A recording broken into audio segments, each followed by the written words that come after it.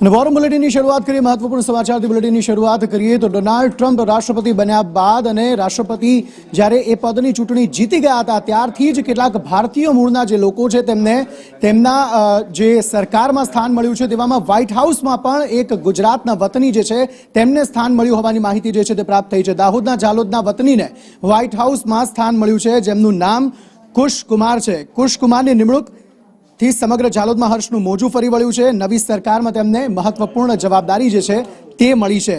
કુશકુમાર દેસાઈની white હાઉસમાં પત્રકાર તરીકે નિમણૂક થઈ છે। દાહોદના જાલોદના તે વતની છે અને તેમને વ્હાઇટ હાઉસમાં એક મહત્વપૂર્ણ જવાબદારી જે છે તે મળી છે।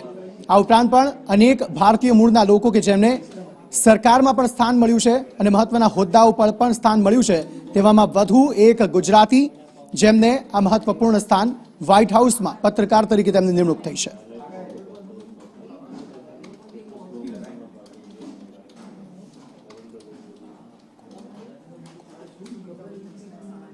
संवाददाता हेमल पंचोली जोड़ाया छे વધુ વાતચીત કરવા માટે। हेमल જણાવશો શું વધુ વિગતો? ચોક્કસથી વાત કરીએ તો દાહોદ જિલ્લાનું ગૌરવ તેમજ ગુજરાતનું પણ ગૌરવ કહી શકાય તેવા એક જાલોદનો યુવાન છે તે અમેરિકાની અંદર સ્થાયી થયેલા છે।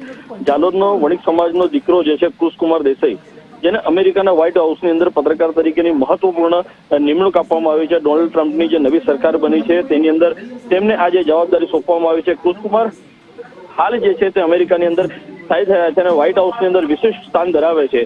અમેરિકન સરકાર દ્વારા મહત્વપૂર્ણ ભૂમિકા તે ભજવશે। આ મહત્વની વસ્તુ છે કે આ સિદ્ધિથી માત્ર જાલોદને જ નહીં પરંતુ સમગ્ર ગુજરાત અને ભારત માટે પણ ગર્વની ક્ષણ કહી શકાય। કુશકુમાર જે હાલ જે જાલોદમાં રહેતા હતા તેઓ અત્યારે અમેરિકાની અંદર સ્થાયી થયેલા છે એટલે કે કહી શકાય કે દાહોદ જિલ્લા સહિત જાલોદનો જે વિસ્તાર છે તેમનો વિસ્તાર છે તેની અંદર પણ ખુશીની લાગણી જોવાઈ રહી છે। જી આભાર।